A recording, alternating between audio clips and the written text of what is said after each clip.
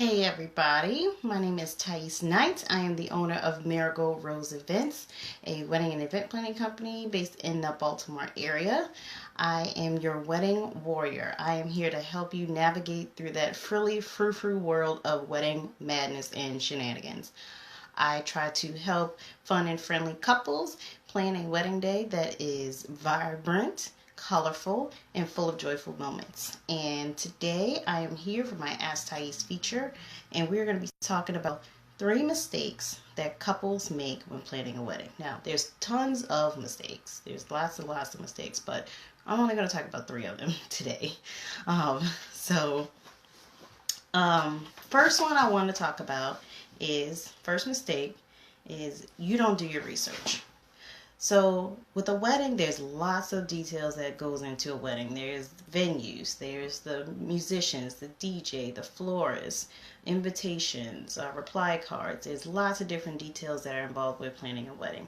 And I'm assuming for most people that are planning a wedding, this is probably your first time planning a wedding or even planning an event at all, especially of this magnitude.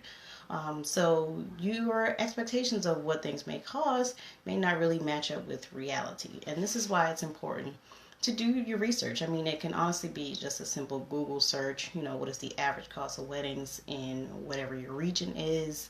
What is the average cost of a DJ in my city, in my town?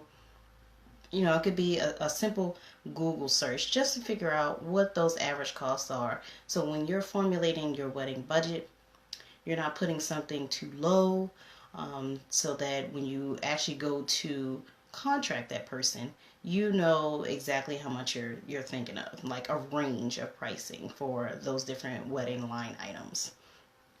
Second mistake that couples make when planning their wedding is you don't set boundaries.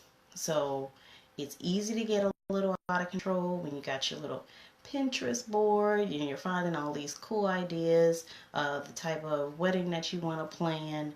And you got pretty pictures on there, and you see like mason jars and glitter and glitz and all this other cool stuff. You need to set boundaries for how much you're going to spend. That's the first type of boundary I'm going to talk about. I'm going to talk about another type of boundary.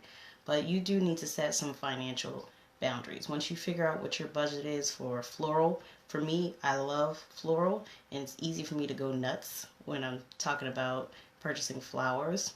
You have to set a boundary. How much are we going to spend on this? Let's stick to this and not move it forward anymore.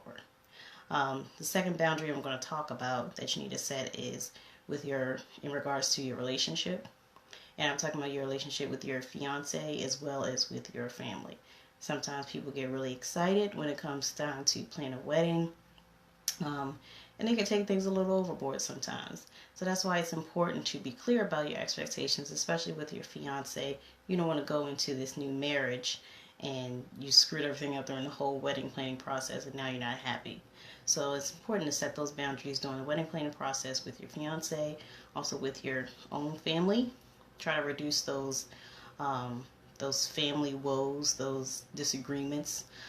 Set boundaries with whether it's your mom, whether it's your sister, whether it's your mother-in-law. Set those boundaries about what your expectations are as a couple for planning your wedding. So that's the second mistake, not setting boundaries. Third mistake, and it's possible that I'm a little biased, but I am a planner. But third mistake I see couples make is that you do not get professional help. And the reason I say this is because, and I alluded to this before when I mentioned that this is probably your first time planning a wedding for most of you.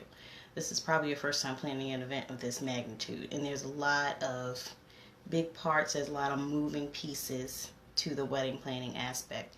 And you need a professional to help you navigate that, to help you give you advice, tell you what to spend your money on, what not to spend your money on, how to get around common quandaries that come along with wedding planning. And I know some people may say, well, I can't afford a wedding planner, or, I'm just having a small celebration, so I don't need a wedding planner. There's wedding planners out there that have lots of different packages, whether you want the full Monty when you want that wedding planner to go with you to buy your dress and to coordinate all the fashion and all the design. Maybe you want something large scale like that. Even if you want something small scale, it may help just to sit down with the wedding planner just for an hour or so to kind of get your ideas out there and ask some questions. I know lots of wedding planners that offer that service. I do offer that service as well. If you just need consultation, maybe you don't need someone there on the day of, maybe you don't need someone to hold your hand through the entire process.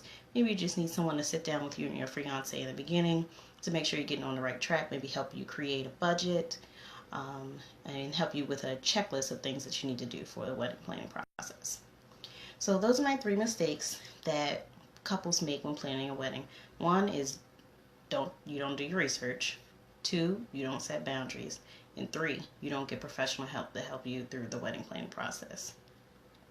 So that is it for me today. I'd love to see what questions you have about wedding planning.